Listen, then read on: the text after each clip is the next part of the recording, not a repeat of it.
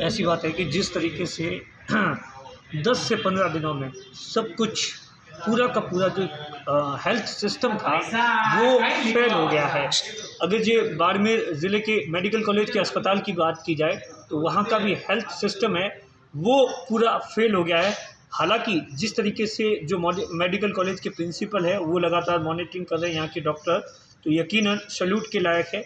लेकिन जो हालात इस बार नज़र आ रहे हैं, कम से कम 5-7 दिनों में जो हालात बिगड़े हैं, आप देखिए कल 63 मरीज़ आए थे, आज 53 आए। ये सब इससे भी ज़्यादा जो डरावना आंकड़ा वो ये है कि जो ऑक्सीजन पर मरीज़ है उनका जो लेवल है वो दिन ब दिन डाउन होता जा रहा है। ऑक्सीजन की जो रिकवरी रेट है वो नहीं आ रही है।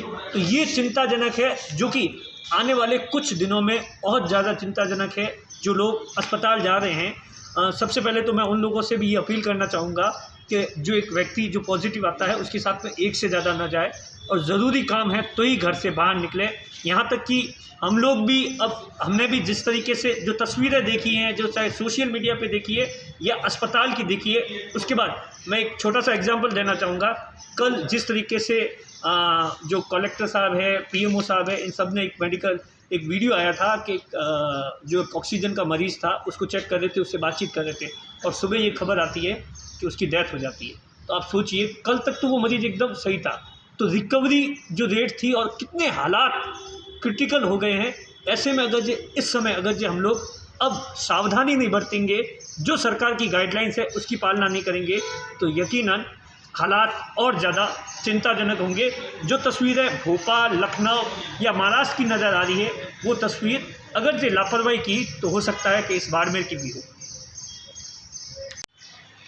देखिए, सबसे पहले तो मैं बाड़मेर की जनता से मेरी ओर से बाड़मेर के तमाम जो हम लोग पत्रकार हैं उनकी ओर से एक अपील करना चाहूँगा कि कुछ लोग इस कोरोना को अभी भी गंभीरता से नहीं ले रहे हैं।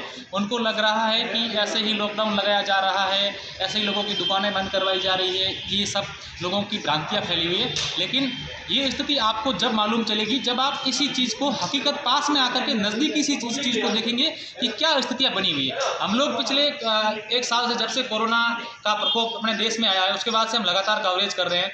जो पहली लेयर थी उस दौरान भी हमने कवरेज की, और अब जो सेकेंड लेयर आई है इस दौरान भी हम देख रहे हैं कि कोरोना कितना गंभीर रूप ले चुका है। ऐसे में सबसे पहले जो हमारी अपील है कि कोरोना गाइडलाइन की पूर्ण रूप से पालना करें, और अगर ज़रूरी काम हो तो ही घरों से बाहर निकलें।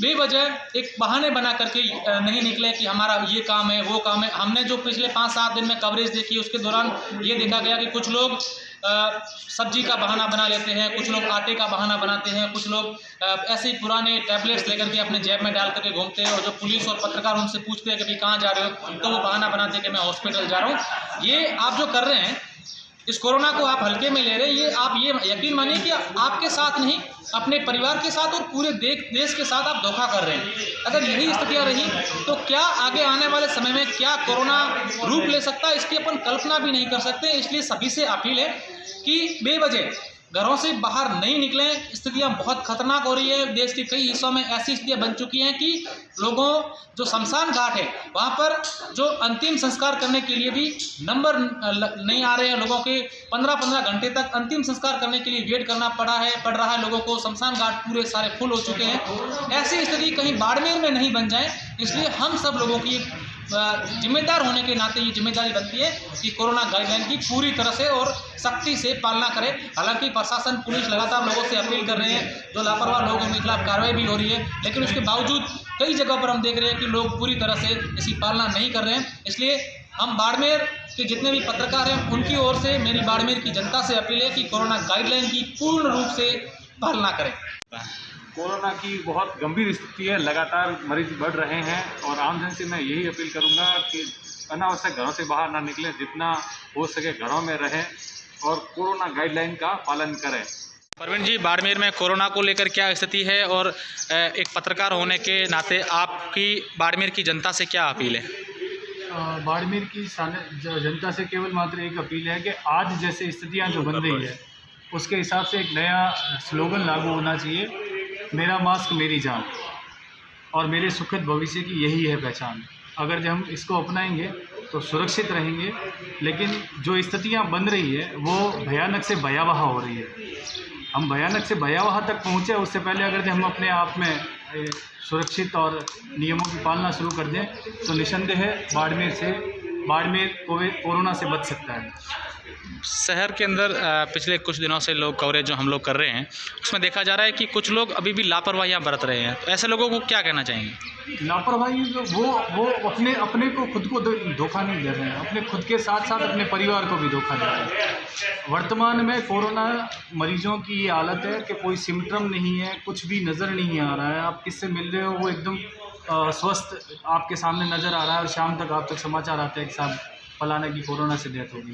तो ऐसे में बहुत ज़्यादा अपने आप को सुरक्षित रखने के लिए सबसे बढ़िया और बेहतर तरीका है घरों में रहें, सरकारी नियम जो जारी किए जा रहे हैं उनकी पालना करें, प्रशासन के साथ सहयोग करें। प्रशासन किसके लिए दौड़ रहा है? प्रशासन या पत्रकार यदि दौड़ रहा है तो इसलिए दौड़ रहा है कि बाड़मेर की जनता इस भयानक बीमारी से बचे, सुरक्षित रहें। अश्विनी रामावत जी, आप बाड़मेर में जो लगातार कवरेज कर रहे हैं, शहर के अंदर राउंड भी निकाल रहे हैं, तो क्या स्थिति है? वीकेंड कर्फ्यू में क्या देखा गया और जो पहले कर्फ्यू जो लॉकडाउन लगा था और अब के लॉकडाउन में कितना फ़र्क नज़र आ रहा है लोगों की लापरवाही को देखते हुए? पहले जो लॉकडाउन हुआ था उसमें पूर्णतः लॉकडाउन था।